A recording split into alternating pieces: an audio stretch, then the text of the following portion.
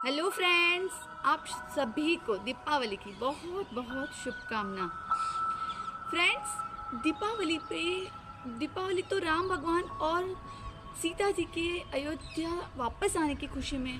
तो फिर हम लक्ष्मी जी की पूजा क्यों करते हैं? बच्चे अक्सर ये सवाल करते हैं। और लक्ष्मी जी की करते हैं तो उनके साथ गणपति बप्पा को क्यों हम पूजा करते हैं? ये दोनों ही सवाल बच्चों को हमेशा होते हैं और वो पूछते हैं, बट वो कभी सेटिस्फाई होते, वैसा आंसर उन्हें मिलता ही नहीं है। आइए आज इस क्वेश्चन के आंसर पर हम थोड़ी सी रोशनी डालते हैं। राम भगवान, ये दोनों ही चीज़ें दो युगों से जुड़ी हुई है, सतयुग और त्रेता। सतयुग में समुद्र मंथन से लक्ष्मी जी हमें प्राप्त हुई और त्रेता में राम भगवान भी सेम पीरियड में वनवास से अयोध्या वापस लौटे।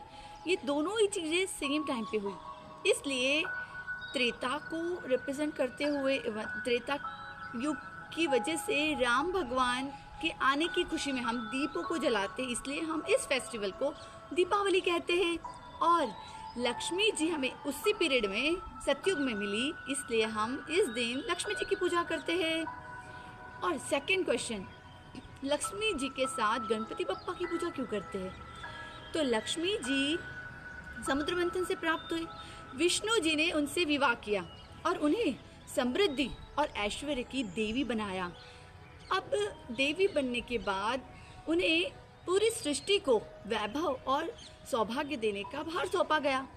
उन्होंने चूज किया कुबेर जी को कि कुबेर जी सबको, मेरे महान भक्त हैं, वो सबको ये चीज़ें समृद्धि और वैभव धन सब कुछ बांटेंगे।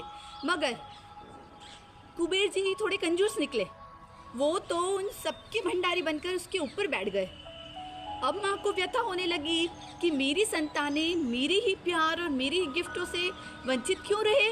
तो ये बात उन्होंने विष्णु जी से शेयर की। तो विष्णु जी कहते हैं कि आप किसी और को चूज कर लीजिए। तो कहते हैं नहीं, ये मेरे बहुत बड़े भक्त हैं, उन्हें बुरा लगेगा। कुबेर जी को पता चला कि किसी और को मैंने ये भार सौंपा है तो वो बुरा मानेंगे।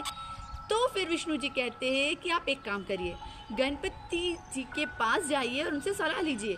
वो तो बुद्धि के देवता है, उनके पास महाबुद्धिमान है वो तो उनके पास जाती है और कहती है कि अब वो क्या किया जाए।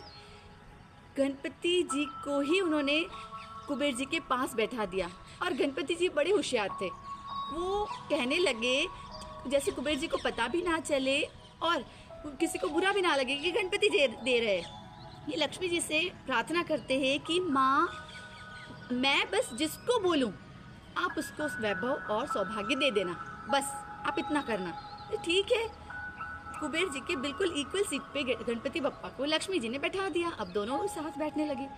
देखकर एकदम चौंक जाते कुबेर जी की ये तो बड़ी कृपा होने लगी है लोगों पे। इस वजह से गणपति बप्पा की कृपा के मीडिएटर बनकर हम तक आए, इसलिए हम लक्ष्मी पूजन के दिन गणपति बप्पा को भी उनके पास बैठाकर उन दोनों की सिमिलर साथ में पूजा करते हैं। क्यों? क्योंकि महालक्ष्मी लक्ष्मी को हम तक पहुंचाई किसने? गणपति जी ने। और ये कार्तिक अमावस्या के दिन लक्ष्मी पूजन होता है। तब तो सो रहे होते हैं विष्णु भगवान की अगर पूजा का सोचे भी हम कि लक्ष्मी जी के साथ विष्णु जी की पूजा क्यों नहीं होती है, क्योंकि वो देवशयनी यानी कि वो सो रहे होते हैं, वो तो 11 के दिन उठते हैं।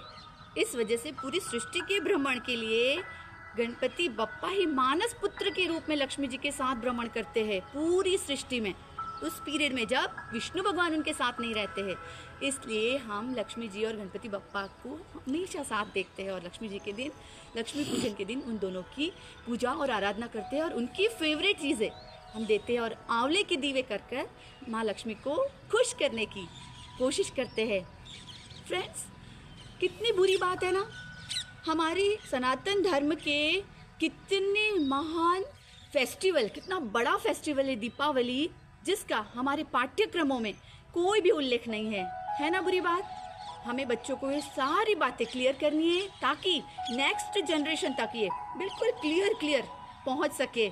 स्वस्थ रहे, मस्त रहे और ऑलवेज मुस्कुराते रहिए। माँ सबको खूब सारी खुशियाँ वैभव संपन्न बनाए, ऐसे में प्रार्थना करती हूँ।